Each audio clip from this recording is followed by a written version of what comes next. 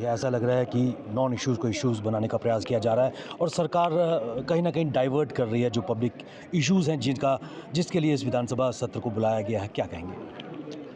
देखिए, विधानसभा ये जो था, ये सेशन जो था, ये बजट सेशन था जी। और ये नॉन इशू को इशू आज से नहीं बन रहा है। नेशनल कॉन्फ्रेंस का हमेशा अगर आप इतिहास उठा के देखेंगे, जब यहाँ पे प्राइम मिनिस्टर था तब भी इन्होंने ऐसे ही इशू बनाए, उसके बाद चीफ मिनिस्टर हुए, तो ये हमेशा गैलरी को प्ले करते हैं और कश्मीर के लोगों के सेंटिमेंट्स जो हैं उनको इमोशनली एक्सप्लॉइट करते हैं। वो बड़े सीधे साधे लोग हैं, वो चाहते हैं हमारी डेवलपमेंट हो, बेरोज़गारी ख़त्म हो। जो इस सरकार ने अपने मैनिफेस्टो में लोगों के साथ कमिटमेंट की है वो फुलफिल हो। और हमारी जो ड्यूटी है as a opposition Bharatiya Janata party की, हमने डे 1 कहा था कि हम कंस्ट्रक्टिव अपोजिशन का रोल अदा करेंगे और आप देख रहे हैं कि हमारे जो कार्यकर्ता हैं उनकी कार्यप्रणाली आप देख रहे हैं। हम बड़े रक्तोजहद से इस हाउस को चलाना चाहते हैं और सरकार को अकाउंटेबल बनाना चाहते हैं, लेकिन जब चेयर ने रूलिंग दे दी उसके बाद कभी आपने देखा है? चलो एमएलए तो हो सकता है, सरकार का मंत्री उठ के ये कह सकता है कि इस पे बोलने की इजाज़त दो। सुप्रीम हो गए, यहाँ सुप्रीम चेयर है, हाउ सरकार कैसे टर्म डिक्टेट कर सकती है? ये रॉन्ग प्रेसिडेंट सेट कर रहे हैं, ये अच्छी बातें नहीं है। 7 साल के बाद जहाँ असेंबली जो है वो इन पोजीशन हुई है और लोगों की बहुत सी समस्याएं हैं, हम उन लोगों की समस्याओं का समाधान चाहते हैं और इनको सरकार को हम बचने नहीं देंगे। एक चीज़ मैं और जानना चाहूँगा, लोकतंत्र के महामंदिर में ये कानून पास हुआ है।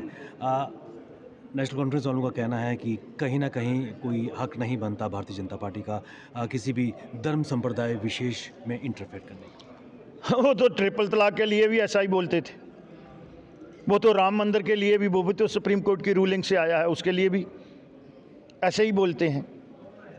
अब इनकी वो माइटीज राइट वाली बात नहीं चलने वाली। इनकी कहीं ना कहीं जो इन्होंने यहाँ जरगमाल बना के रखा था, जम्मू कश्मीर के लोगों को ये जो बंधुआ मजदूर बना के रखना चाहते हैं, मुझे ये बताइए कि वक्फ बोर्ड में स्टडी करें, करना था डिस्कस, बट स्कोप ही नहीं है उसमें। हम डिस्कस करते कौन लोग रहे हैं, चेयरपर्सन कौन रहे हैं, कितनी प्रॉपर्टी थी, उसमें से कितनी खा गए हैं, कौन खा गया है। ज़्यादा देर तो यहाँ पे नेशनल कॉन्फ्रेंस ही रही ना। ये पॉलिटिकल एडजस्टमेंट थी, बड़े बड़े लोग इस पोस्ट पे रहे हैं, जो चेयरमैन रहे हैं, लेकिन what is there contribution? Deprived section के लिए होता है वक्फ बोर्ड, मुझे ये बताएं, बड़े लोगों के लिए थोड़ा है। बड़ी बड़ी बिल्डिंगें खड़ी हुई हैं पूरे हिंदुस्तान में भी, और जम्मू कश्मीर में भी वक्फ बोर्ड को इलीगली इनक्रोच्ड भी किया गया है और उस पर अपने बड़े बड़े शॉपिंग मॉल और दूसरी चीज़ें बनी हैं, वही कहीं ना कहीं दर्द पैदा हो रही है। तो ऐसे में नेशनल कॉन्फ्रेंस का ये कहना है कि सेशन को हम चलने नहीं देंगे जब तक इस पर डिस्कशन न हो। होस्टेज लेने का प्रयास किया जा रहा है और आज धार्मिक नारे भी देखने को मिल रहे हैं। देखिए, वो कहीं ना कहीं सरकार को, मैंने ऐसी बेबस सरकार कभी नहीं देखी है, कभी नहीं देखी मैंने आज तक। हालांकि फुल सपोर्ट है अपोजिशन की तरफ से भी और दिल्ली की तरफ से भी, तो ये बेचारे क्यों हैं और चेयर की सपोर्ट क्यों ले रहे हैं और अपने विधायक को क्यों, ऑनरेबल एमएलएज को क्यों आगे कर रहे हैं? मुझे लगता है उनकी भी जिम्मेदारी है, उनको लोग पूछेंगे बाहर जब जाएंगे तो। नहीं चलने देंगे तो ये ट्रेजरी बेंचेस का और चेयर का काम है कि हाउस को इन ऑर्डर करना।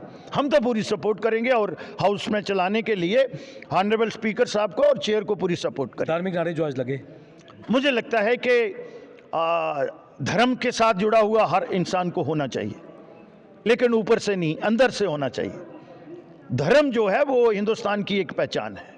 बहुत शुक्रिया हमसे बात करने के लिए। भारतीय जनता पार्टी के वरिष्ठ नेता पूर्व मंत्री श्यामलाल शर्मा जी ने कहा कि लगातार खासकर सरकार इस इशू पर सामने आ रही है, जबकि एमएलए पे इसको बात करनी चाहिए थी और कहीं ना कहीं अपनी कमज़ोरियों को और मुद्दों को से ध्यान हटाने के लिए इस तरह ट्रेजरी बेंचेस की तरफ से ये प्रयास किए जा रहे हैं।